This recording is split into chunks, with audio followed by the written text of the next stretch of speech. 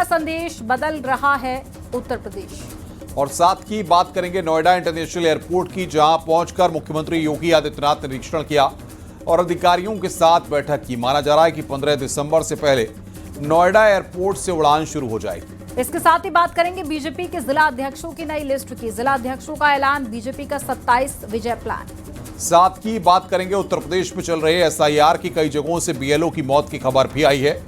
SIR का pressure, मौत और सियासत। और साथ ही बात होगी राज्यसभा के नए बुलेटिन की, जिसके बाद में वंदे मातरम पर नया विवाद भी शुरू हो गया है। अब आपको खबरें दिखाते हैं विस्तार से।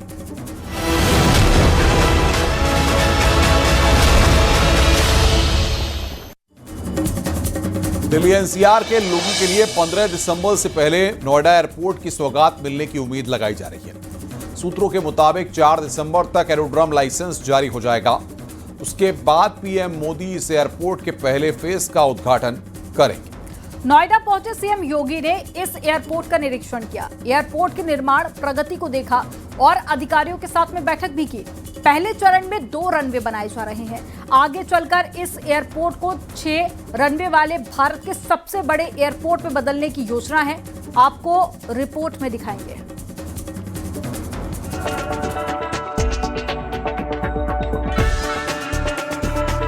दिल्ली एनसीआर के लोगों को बहुत जल्द नोएडा इंटरनेशनल एयरपोर्ट की सौगात मिलने वाली है। इसके उद्घाटन के पहले मुख्यमंत्री योगी आदित्यनाथ और केंद्रीय नागरिक उड्डयन मंत्री राम मोहन नायडू ने एयरपोर्ट का निरीक्षण किया।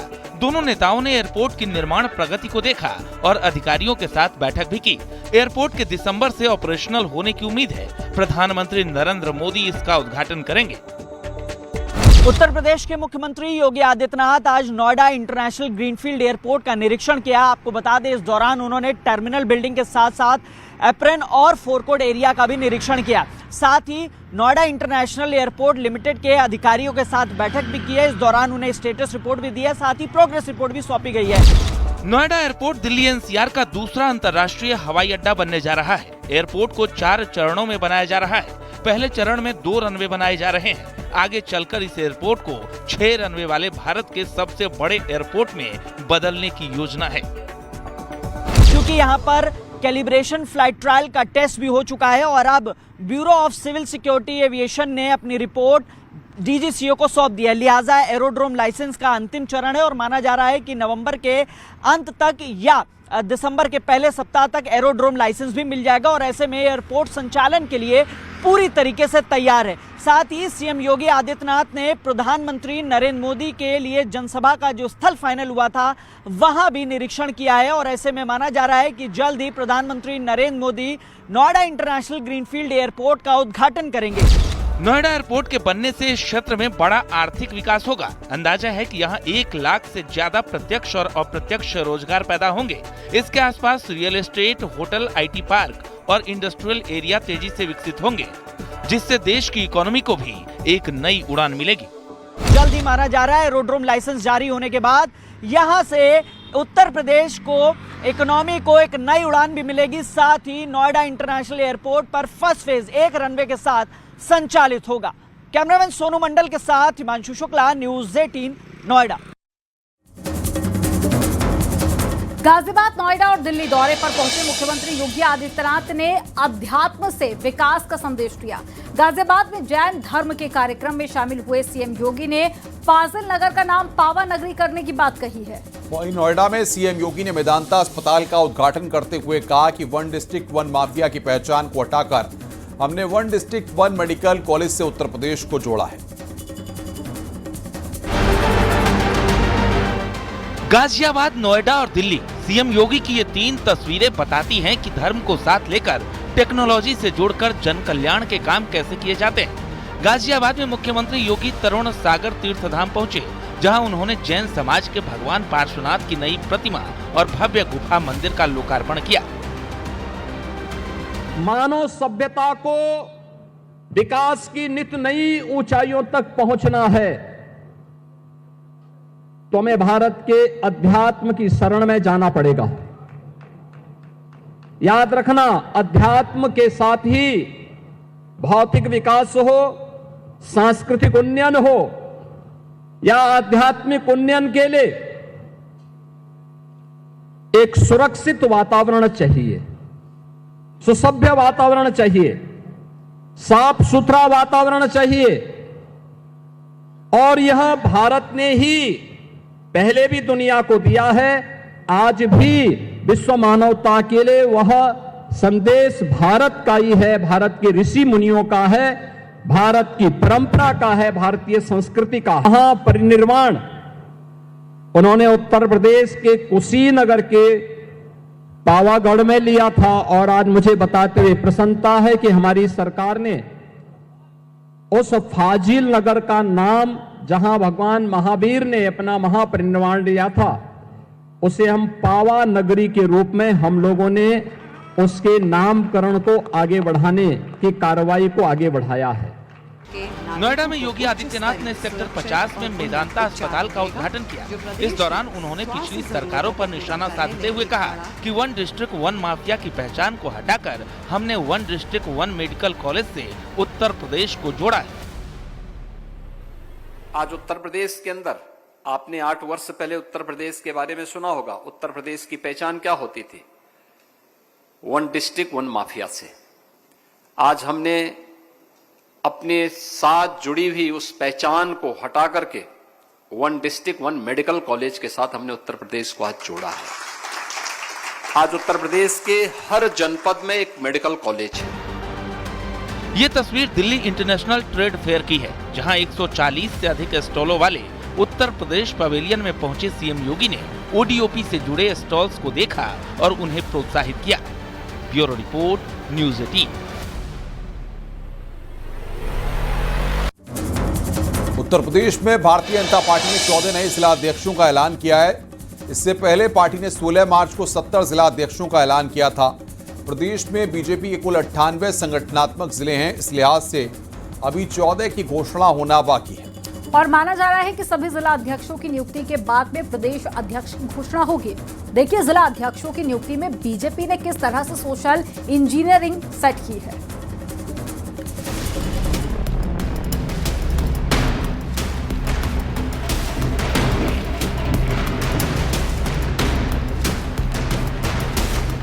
भारतीय जनता पार्टी ने उत्तर प्रदेश में नए प्रदेश अध्यक्ष की नियुक्ति से पहले 14 जिला अध्यक्षों के नामों की घोषणा कर दी है। इनमें से 5 को दोबारा मौका दिया गया है। बहुत लंबी कवायद के बाद घोषित किए गए इन जिलाध्यक्षों में पार्टी ने सामाजिक समीकरण साधने का भी पूरा प्रयास किया है। बीजेपी ने पिछड़ा वर्ग को सबसे ज्यादा तरजीह देते हुए 7 जिलाध्यक्ष इसी वर्ग से बनाए, जबकि सामान्य वर्ग के 6 और अनुसूचित वर्ग से 1 जिलाध्यक्ष बनाया गया है।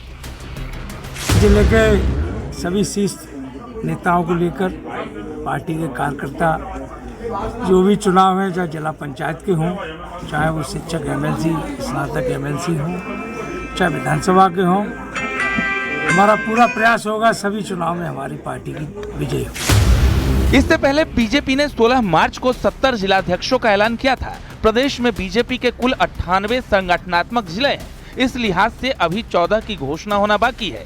माना जा रहा है कि सभी जिलाध्यक्षों की नियुक्ति के बाद प्रदेश अध्यक्ष की घोषणा होगी। साफ दिखती है कि जो जातिगत समीकरण है उनमें एक बड़ा महत्वपूर्ण बदलाव किया गया है और ऐसी जातियों को सामने लाया जा रहा है जो अभी तक सामने नहीं थी। मैं समझता हूँ उत्तर प्रदेश में और अन्य कई राज्यों में इस तरह के नए समीकरण सामने आएंगे, क्योंकि ये बीजेपी द्वारा हरियाणा, महाराष्ट्र और बिहार में चुनाव जीतने की वजह से उपजे हुए संकेत हैं, जिन्हें बीजेपी गंभीरता से ले रही है। अभी तक घोषित किए गए जिलाध्यक्षों में जातिगत गुणागणित देखें तो 84 में से सामान्य वर्ग से 45, पिछड़ा वर्ग से 32 और अनुसूचित वर्ग से 7 जिलाध्यक्ष बनाए गए हैं। 14 नए जिलाध्यक्षों की सूची में ब्रिज क्षेत्र में अलीगढ़ जिला और महानगर के अलावा फिरोजाबाद जिले में पुराने चेहरे को भी फिर मौका दिया गया है। अब तक 8 महिलाओं को जिलाध्यक्ष बनाया गया है। बीजेपी की कोशिश ये है कि अपने संगठन को बूथ स्तर पर मजबूत किया जाए, ताकि 2022 की तर्ज पर एक बार फिर 2027 में ऐतिहासिक पूर्ण बहुमत के साथ यूपी में बीजेपी की सरकार बनाई जा सके। कैमरामैन मनोज शाही के साथ राजीव प्रताप सिंह, न्यूज़ 18 लखनऊ। बिहार के बाद में यूपी से लेकर बंगाल तक जिस तेजी के साथ में एसआईआर का काम चल रहा है, उसी तेजी के साथ में इस पर सियासत भी हो रही है। लेकिन इसी बीच में कई बीएलओ की मौत की खबर ने चिंता बढ़ा दी है। उत्तर प्रदेश की बात करें तो देवरिया, गोंडा और बरेली में बीएलओ की मौत हुई है, जिसका कारण वर्क प्रेशर बताया जा रहा है। फिलहाल मामले की जांच भी चल रही है और एसआईआर पर सियासी संग्राम भी हो रहा है। देखिए रिपोर्ट।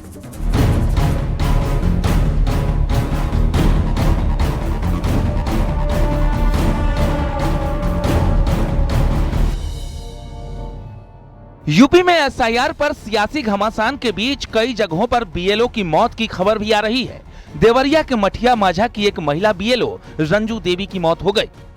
उस दिन मैसेज आया कि 6 बजे से मीटिंग है, ऑनलाइन मीटिंग हुआ तो उसमें ये हुआ कि 50 फार्म आपको ऑनलाइन करना है, तो 50 फार्म नहीं तो तहसील पर आना है। यही बात सोच करके घबराहट उनको शुरू हो गया, सोचने लगी। अब उसके बाद उनका तबीयत बिगड़ते गया। गोंडा में भी एक बीएलओ विपिन यादव की मौत हुई है। आरोप है कि ज्यादा प्रेशर होने के चलते उन्होंने जहरीला पदार्थ खा लिया। सुसाइड से पहले उन्होंने वीडियो बनाकर इसका जिक्र भी किया था। दबाव कारण, किसके दबाव के कारण? बरेली में बीएलओ सर्वेश कुमार गंगवार की ड्यूटी के दौरान अचानक से हालत बिगड़ गई। परिजन जब तक अस्पताल लेकर पहुंचे वो दम तोड़ चुके थे। प्राथमिक विद्यालय परदोली में बीएलओ कार्य कर रहे थे और कार्य करते करते ही गिर गए और उसके अचानक में डेथ हो गई उनकी। बीएलओ की मौत की इन तमाम खबरों के बीच चुनाव आयोग तेजी से एसआईआर पर काम कर रहा है। नोएडा में एसआईआर में लगे कर्मचारी अब बिना अनुमति छुट्टी नहीं ले सकेंगे। साथ ही बेहतरीन काम करने वाले बीएलओ को सम्मानित भी किया जा रहा है।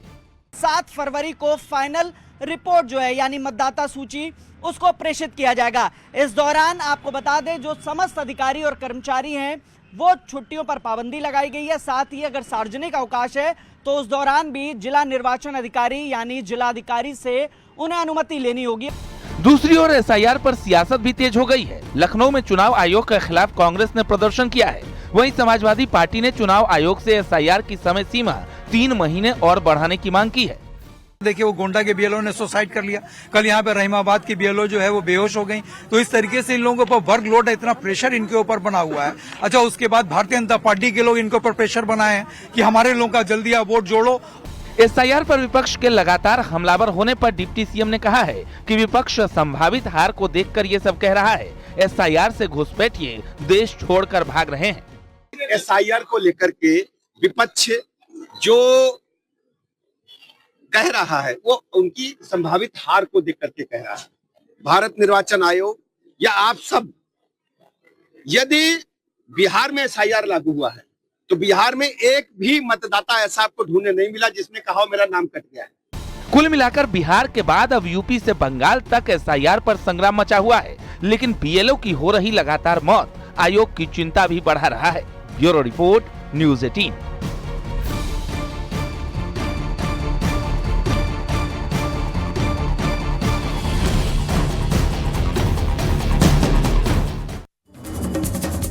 राज्यसभा के नए बुलेटिन जारी होने के बाद एक बार फिर वंदे मातरम को लेकर नया विवाद शुरू हो गया है। राज्यसभा बुलेटिन के मुताबिक सांसदों से थैंक्स, थैंक यू, जय हिंद, वंदे मातरम जैसे शब्द बोलने के लिए मना किया गया है। जिसके बाद भी ममता बनर्जी ने निशाना साधा। उन्होंने कहा कि हमारे देश का नारा है, जो टकराएगा चूर चूर हो जाएगा। आपको रिपोर्ट दिखाते हैं।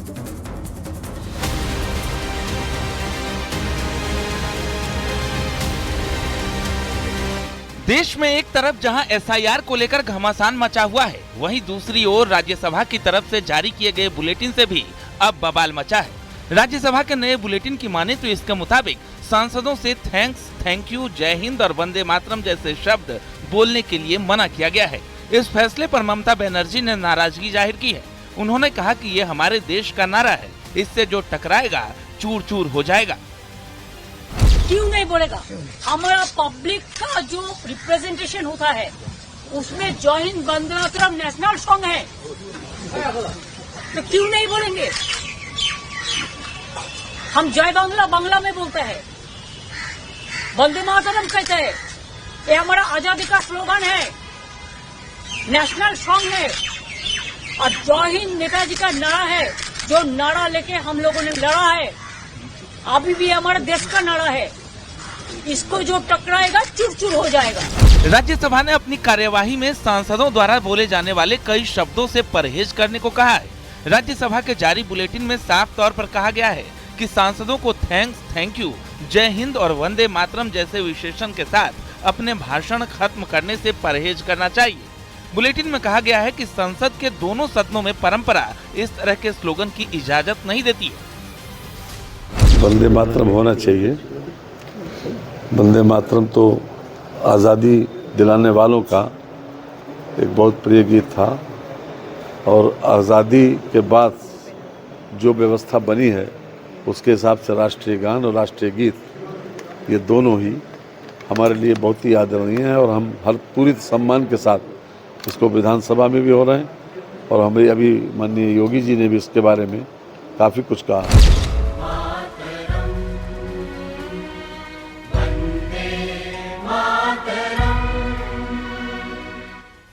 दरअसल बंकिम चंद्र चट्टोपाध्याय ने 1870 के दशक में वंदे मातरम लिखा था, जिसे 1950 में आधिकारिक रूप से भारत के राष्ट्रगीत के तौर पर अपनाया गया। ये गीत पहली बार 1882 में बांग्ला उपन्यास आनंद मठ में आया। अब राज्यसभा के जारी बुलेटिन के बाद इस पर सियासत तेज हो गई है। Bureau report, news 18। उत्तराखंड में 2022 के विधानसभा और 2024 के लोकसभा चुनाव में कांग्रेस में सेंध लगाने की बीजेपी की रणनीति अब खुद बीजेपी पर भारी पड़ती नजर आ रही है। एक एक सीट पर कई दावेदार 2027 के बीजेपी के चुनावी गणित को बिगाड़ सकते हैं। गढ़वाल से लेकर कुमाऊं तक दर्जन भर से ज्यादा ऐसी सीटें हैं जहां एक टिकट के कई दावेदार हैं।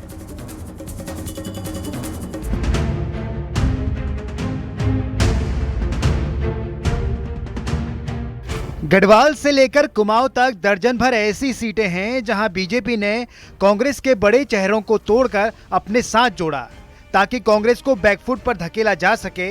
लेकिन अब बारी 2027 की है और ये सभी चेहरे टिकट की दावेदार हैं। टिकट मिला तो ठीक, वरना कांग्रेस और निर्दलीय का ऑप्शन तो खुला ही है। दोनों ही हालात में बीजेपी की मुश्किलें बढ़ सकती हैं। टिकट एक को ही मिलना है, लेकिन बाकी गणित गड़बड़ा सकते हैं और कांग्रेस इसी मौके पर टकटकी लगाए बैठी है। गंगोत्री सीट से सुरेश चौहान विधायक हैं। विजयपाल सजवाण भी अब टिकट की दौड़ में हैं। सजवाण 2022 में कांग्रेस के टिकट पर चुनाव लड़े थे। वहीं प्रोला से दुर्गेश्वर लाल बीजेपी के विधायक हैं। राजकुमार, मालचंद, राजेश जुवाठा अब बीजेपी में हैं। तीनों ही टिकट के दावेदार बताए जा रहे हैं। टिहरी में पूर्व कांग्रेसी किशोर उपाध्याय अब विधायक हैं। धन सिंह नेगी और दिनेश धनी भी टिकट के दावेदार हैं। दोनों ही कांग्रेस छोड़कर बीजेपी में आ चुके हैं। भीमताल से विधायक राम सिंह कैड़ा हैं।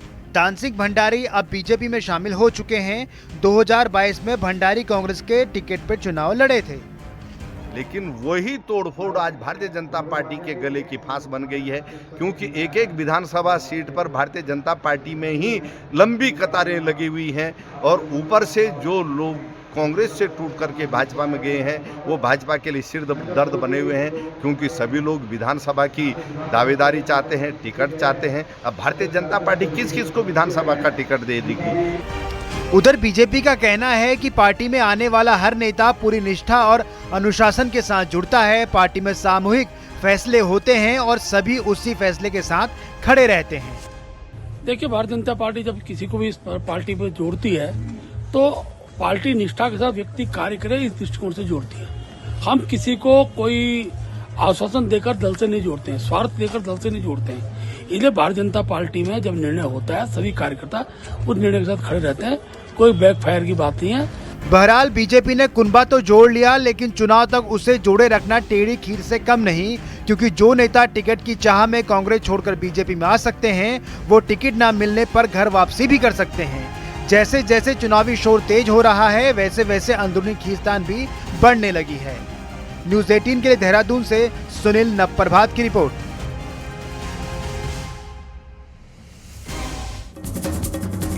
वाराणसी में एसआईआर का काम तेजी से चल रहा है। इस दौरान 3000 से ज्यादा बीएलओ फॉर्म भरवा रहे हैं। इस दौरान मतदाताओं को जागरूक भी किया जा रहा है। आम लोगों में एसआईआर को लेकर जागरूक भी किया जा रहा है। वहीं बीएलओ अपने स्तर पर हर संभव कोशिश कर रहे हैं और टारगेट से पहले काम पूरा करने की कोशिश में लगे हुए हैं। ये तस्वीर हम आपको दिखा रहे हैं किस तरीके से प्रक्रिया तेजी से की जा रही है। हर शहर में बीएलओ की तैनाती कर दी गई है। वाराणसी में भी लगभग 3000 बीएलओ 31,53,000 मतदाताओं के फॉर्म भरवा रहे हैं।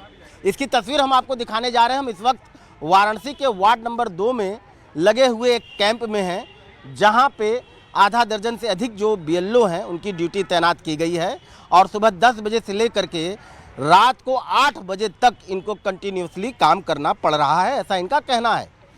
लगातार फॉर्मों की इसमें भरा जा रहा है और साथ ही यहाँ आने से पहले यह लोग अपने अपने वार्ड में जितने भी बीएलओ हैं घर घर फॉर्म पहुँचा रहे हैं। लेकिन इस बीच मात्र 3000 की संख्या और लगभग 31 लाख मतदाताओं का फॉर्म भरने के लिए बीएलओ को क्या परेशानियां हो रही हैं, क्या दिक्कतें हो रही हैं, इनसे बात करने के लिए हम यहां पर आए हैं। क्या नाम है आपका? जी सॉरी, सीता जी। क्या दिक्कतें आ रही हैं आपको? सर पहले बात तो यहाँ पब्लिक सपोर्ट नहीं कर रही है। क्या सपोर्ट नहीं कर रही? घर से आने के बाद फॉर्म हमने एक दिन पहले दे दिया, दूसरे दिन से आने के बाद लोग कह रहे हैं कि आज नहीं कल आइएगा, टाइम नहीं है, भरे नहीं है, ये सब बातें। अच्छा, फिर ड्यूटी कितने से कितने तक कर रहे हैं आप लोग? सर सुबह 8 से रात 8 बजे तक। घर